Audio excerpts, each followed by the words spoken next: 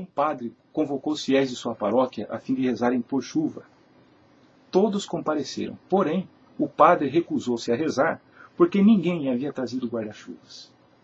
Você já deduziu que o assunto de hoje será a fé. No seu dia a dia, você exerce fé, digamos, um tipo de fé sobre diversas coisas, mesmo sem perceber. Por exemplo, você vai a um restaurante qualquer e come tranquilamente. Você come com força, na certeza de que o feijão foi bem escolhido. Nem passa pela sua cabeça dar um pulo na cozinha, a ver se a comida foi realmente feita hoje, ou se não colocaram veneno nela.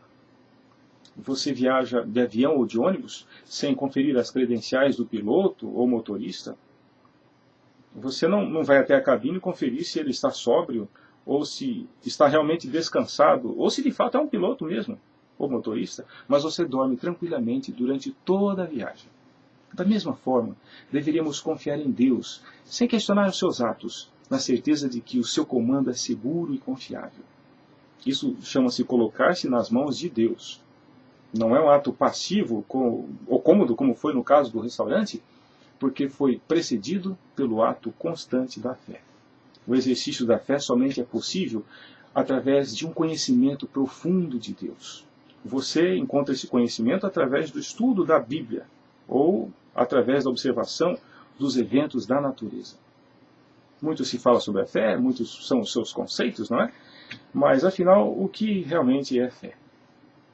O conceito bíblico define a fé como a certeza daquilo que esperamos e a prova das coisas que não vemos. Isso encontra-se em Hebreus, no capítulo 11, verso 1.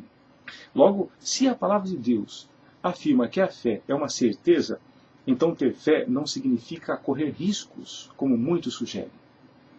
Você não pode dizer que tem fé mais ou menos. Você até poderá ter uma fé pequenina, mas jamais ter uma fé mais ou menos. Pensar assim é o mesmo que estar mais ou menos grávida. Impossível, não é? Então, como entender a fé? Eu vou ilustrar. Para ser um vendedor de sucesso, você precisa ter convicção da importância do produto que propõe vender. Você precisa acreditar nele e confiar a ponto de comprar para o seu próprio consumo. Para tanto, você deve necessariamente conhecê-lo profundamente. Para ser um cristão de verdade, você precisa ter a convicção da importância de Deus na sua vida. Você precisa acreditar nele a ponto de entregar a sua vida a ele. Para tanto, você precisa conhecê-lo profundamente. Mas, como Deus não é um produto que pode ser tocado, vendido ou mesmo visto, você precisará necessariamente exercer algo chamado fé. Essa é a única maneira eficaz de se aproximar de Deus. Diz a palavra de Deus, sem fé é impossível agradar a Deus. Assim como você não pode ver o vento nem lhe tocar, mas você pode sentir os seus efeitos, não pode? Você também não pode ver a Deus ou tocá-lo, mas você poderá sentir a sua ação através dos seus atos que são evidentes. Esse é o primeiro passo para o exercício da fé. Acreditar que Ele existe. Porém, não faz o menor sentido ter fé ou acreditar em algo que você não conhece. Isso chama-se fé cega. A fé cega é preguiçosa, superficial, é obediente somente às conveniências. A fé cega, quando provada, simplesmente deixa de existir, porque não tem as raízes aprofundadas na convicção. A fé também não é algo irresponsável, como dar um salto no escuro. Isso é presunção, e a presunção é a falsificação da fé.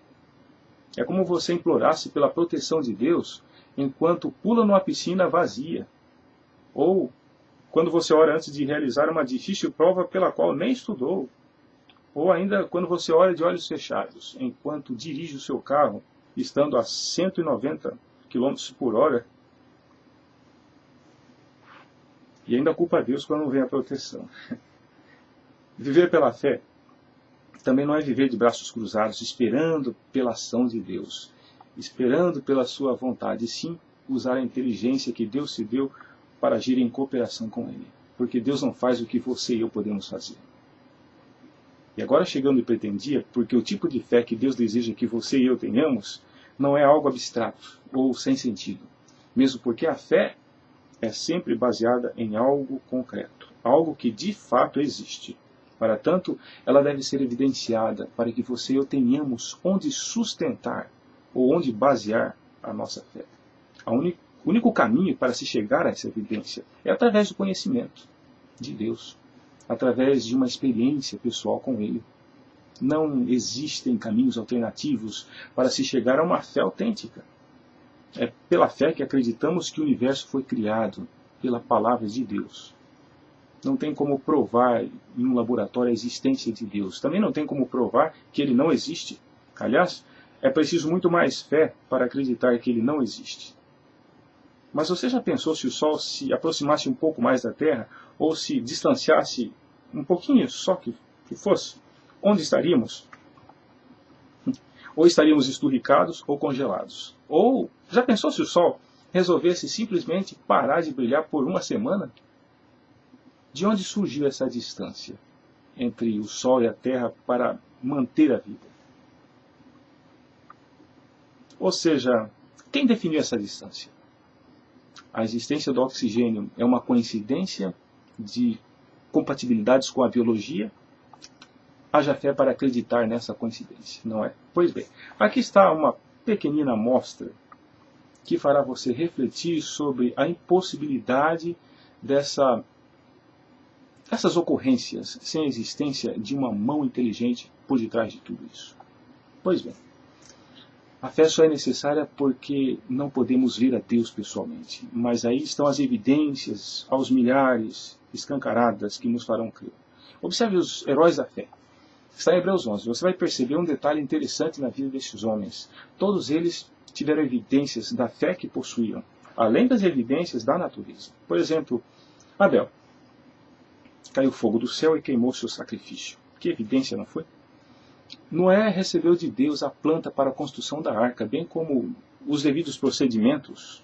Abraão e Sara tiveram um filho em idade avançada. Receberam a visita do próprio Jesus Cristo.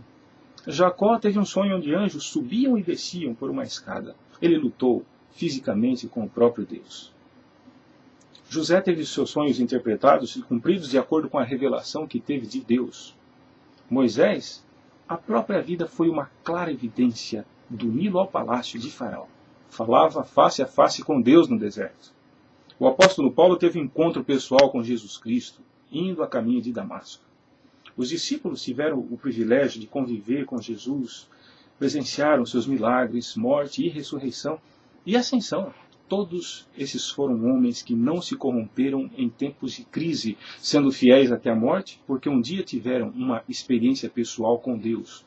Eles tiveram uma evidência que confirmou sua crença e a partir daí nortearam suas vidas. Agora, é muito importante esclarecer que esses homens colaboraram com Deus para chegarem às evidências que tiveram. Eles buscaram um profundo conhecimento de Deus. Talvez você esteja pensando, como faço para chegar a uma evidência? Deus se revela de inúmeras maneiras. Não foram somente os patriarcas do passado que tiveram o privilégio de terem uma experiência de fé com Deus. Aliás, hoje você tem muito mais acesso ao conhecimento de Deus do que eles tiveram no passado. A Bíblia nem existia naquele tempo. Para Deus, você não tem menos valor do que teve Abraão. Para Deus, você não é menos importante do que foi o rei Salomão.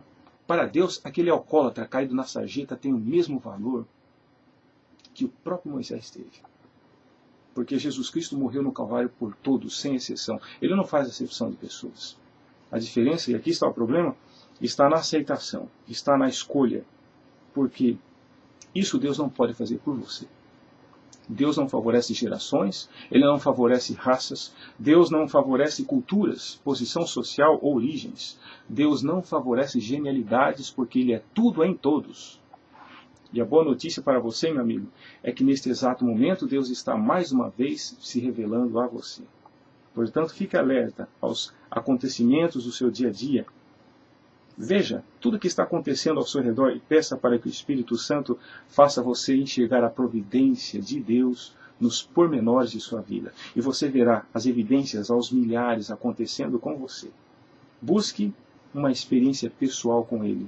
Leia diariamente a sua palavra. Desenvolva uma amizade sincera com Ele, através da oração. E você verá o milagre da fé acontecendo na sua vida. Pense nisso.